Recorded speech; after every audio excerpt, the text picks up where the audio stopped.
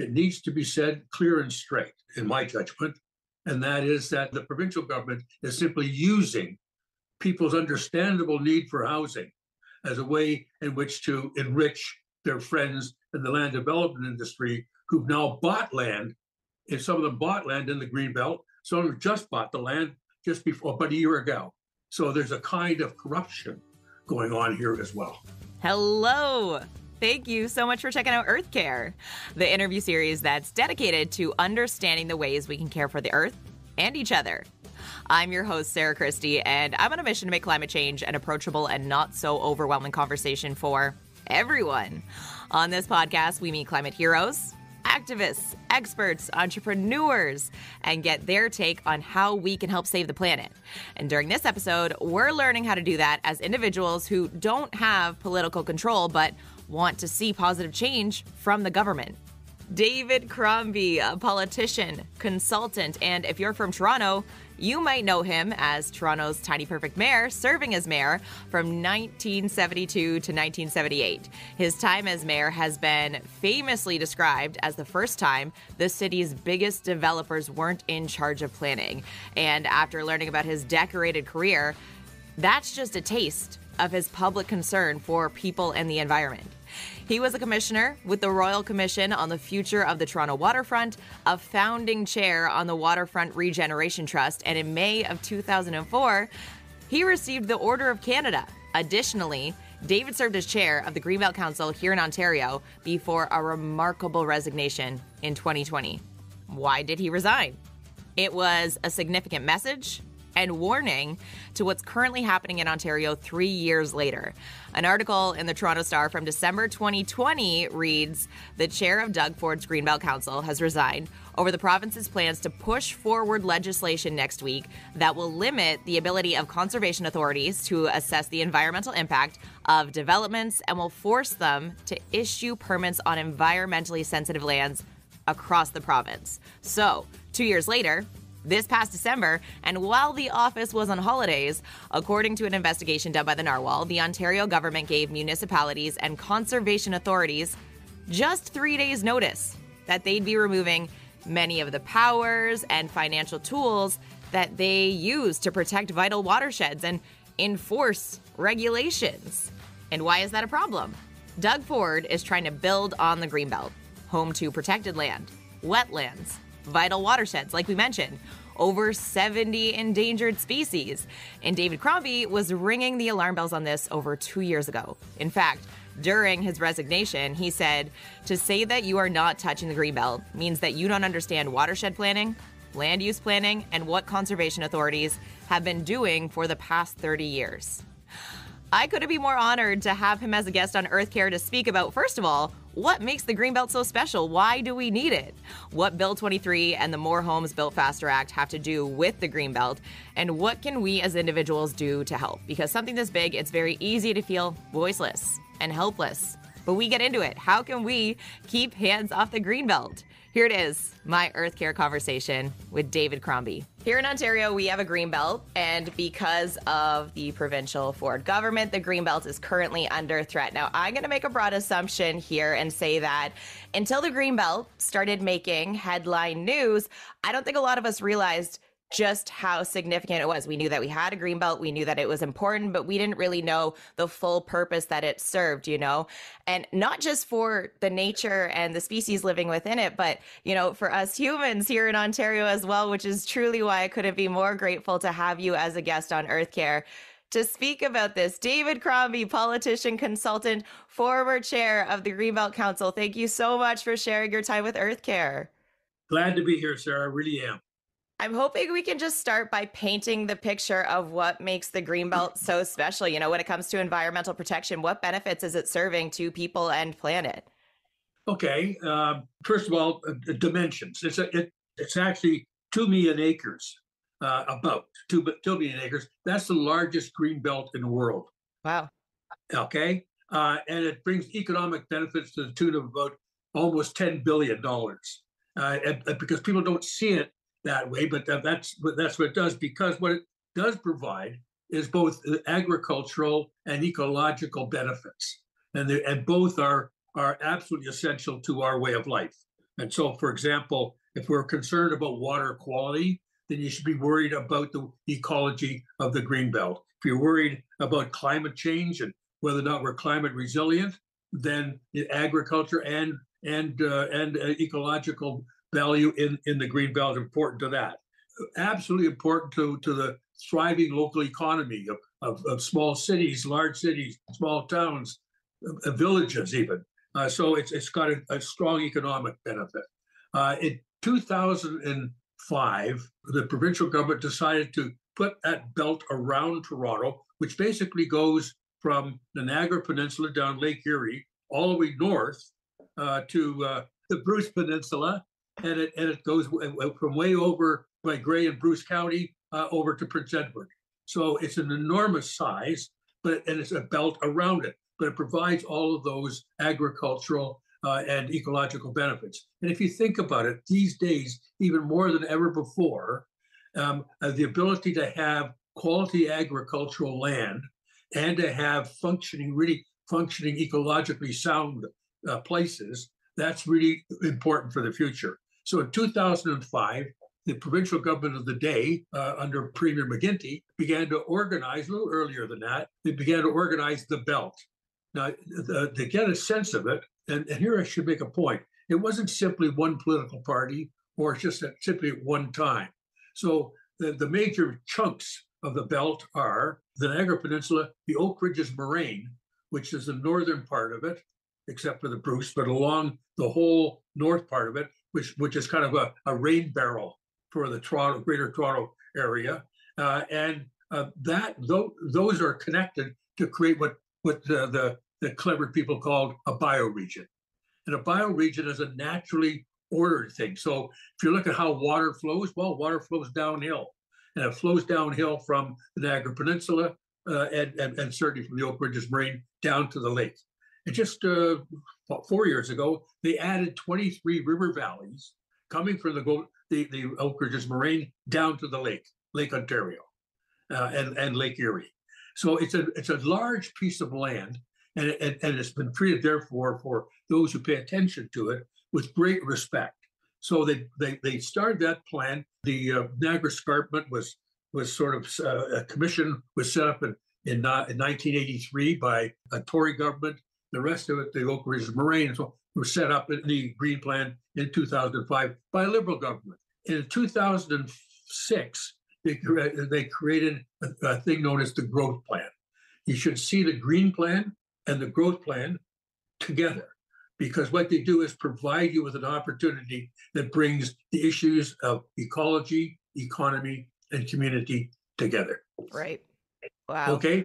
So when the current government decided that they were just going to crash in and take 7,400 acres. 7,400 acres doesn't sound like much, a large chunk, because much of it on Class A agricultural land, the best agricultural land that you can find. And so the wreckage that it's causing is that it's trashing the agricultural and ecological value of the place, and setting up more and more for land speculation that you'll begin to unravel the whole of the Greenbelt. That's what's at stake. And that's why there are lots of old people and young people and middle people all trying to get out there saying, we are going to try and stop this. Right. So, wow. So that's Bill 23, or More Homes Built Faster Act, which is, I think, what majority of the listeners will recognize more so than Bill 23. So how are these connected to the Greenbelt? Well, what the government wants, what the government is saying is, we have a housing problem, and we need to go into the Greenbelt and get land to build housing. That's what the government's saying. Two things to remember. First of all, they're absolutely right. We need more and more affordable, which they don't spend a lot of time on, but we had not only more housing, but more affordable housing. We need lots of it. The second thing to remember is that it's not a problem of lack of land. We don't need more land. There's lots of land in the area we're talking about for enough housing for a very, very long time inside the already urban boundaries of, say, Pickering and Ajax. And also, there's lots of land just outside of it, not in the Greenbelt, is still available. That's why the government's own task force, that The need for housing does not raise a question of needing more land. There's lots of land available. That's why it needs to be said clear and straight, that in my judgment, and that is that the provincial government is simply using people's understandable need for housing as a way in which to enrich their friends in the land development industry who've now bought land. And some of them bought land in the Greenbelt. Some of them just bought the land just before, about a year ago. So there's a kind of corruption going on here as well.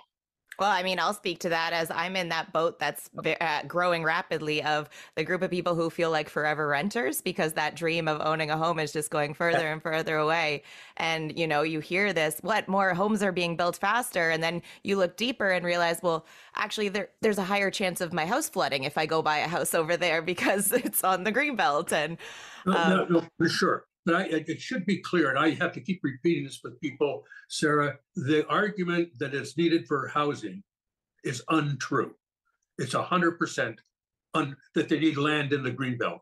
There's lots of land in already urban areas and areas outside of the Greenbelt that are available as well, and their own task force told them that.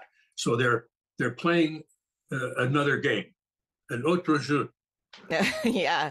Well, this past week, as we record the interview, there was an article shared. It was a collaborative investigation from the Narwhal and the Star that revealed that the power was stripped from conservation authorities over the Christmas break. Well, you know, we were all celebrating the holidays. And they gave them 3 days notice. But you have been warning us about this for years. 2 years ago, you warned in a statement and you said essential public discussion and debate will be stifled and shut down through this bill. And so this might sound like a silly question, but I really just want to drive home what this means. And, you know, there's truly not a more equipped person to speak about this, but how do conservation authorities enhance the protection of the Greenbelt?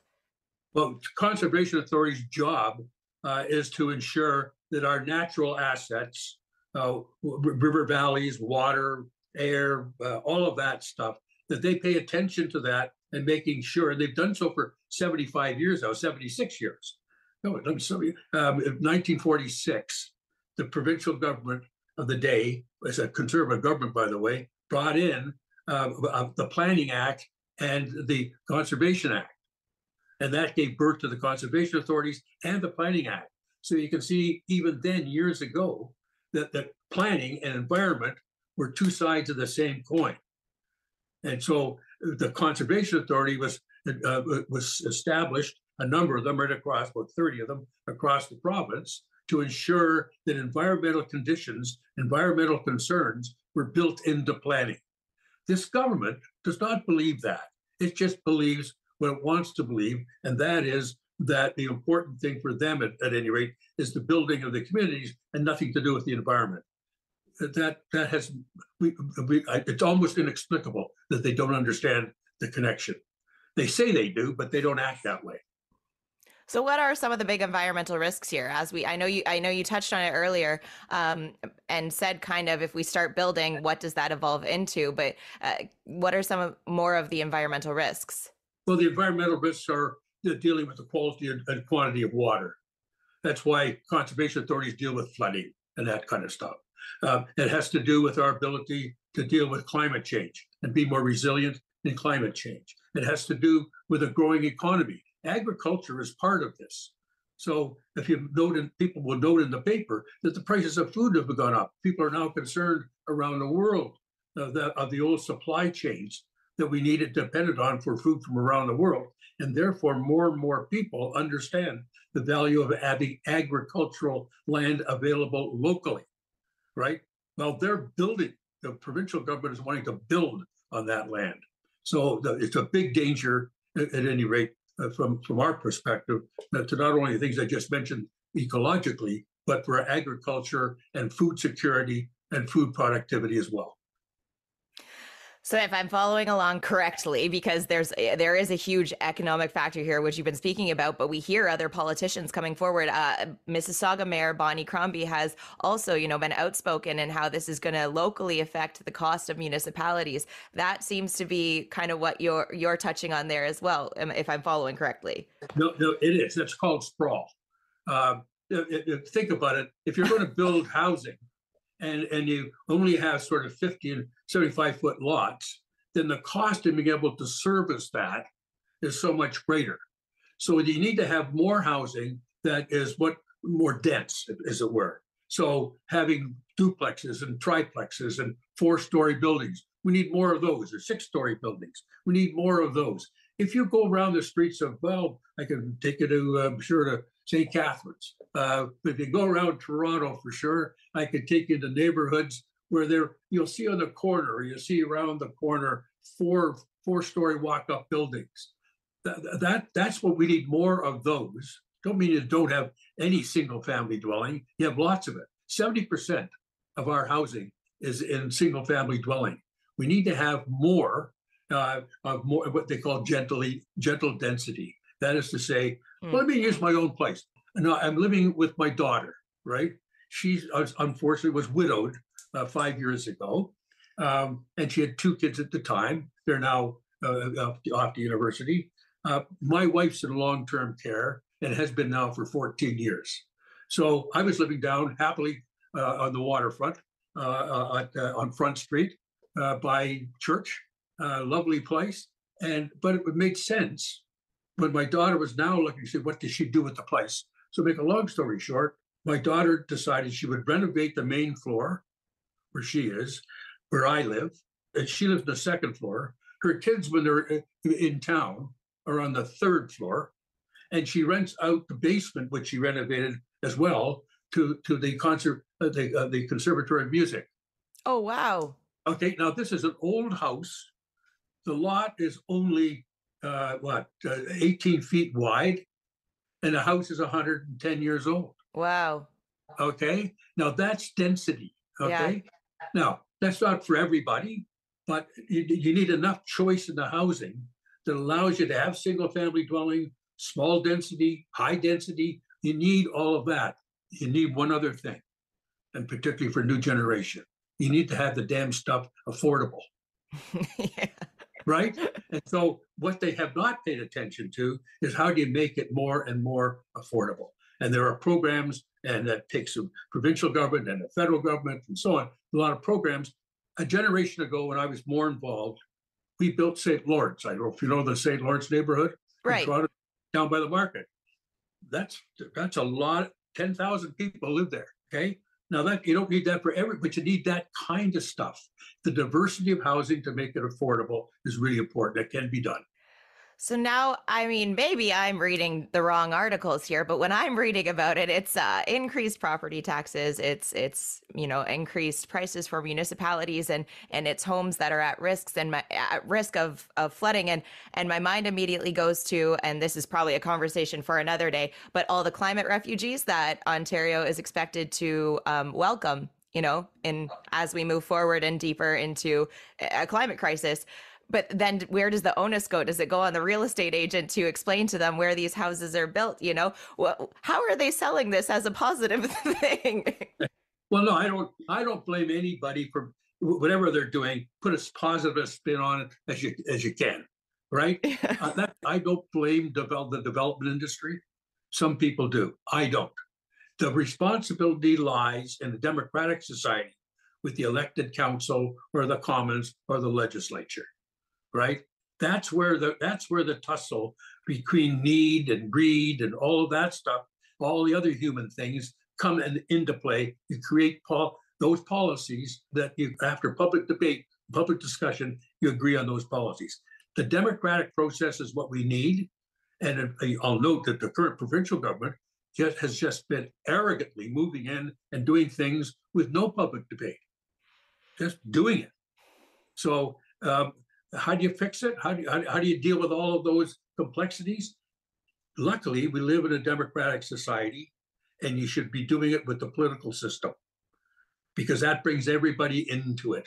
Right. And then you have the public debate, and everybody has to figure out how much they can give, how much they need, and then you have a public discussion and a vote. It's a public discussion. So that's when the province decides it's not going to have any public discussion, they're taking away our opportunity to have a solution that's congenial to more people. Yeah, that's when it gets quite disheartening, to see from afar. But, I think I'd like to think that individual action makes a difference. Investigations are happening. Organizations are attempting to take the Ford government to court over this bill. But what would your advice be to individuals? What can we do that are just all fired up and want to help? No. I'm listen, on Tuesday of next week. I'm involved with a group of people I chair, I think, called the Friends of the Golden Horseshoe. But we now have about 140 organizations. We're all coming together on Tuesday to form what's known, what we're calling an alliance.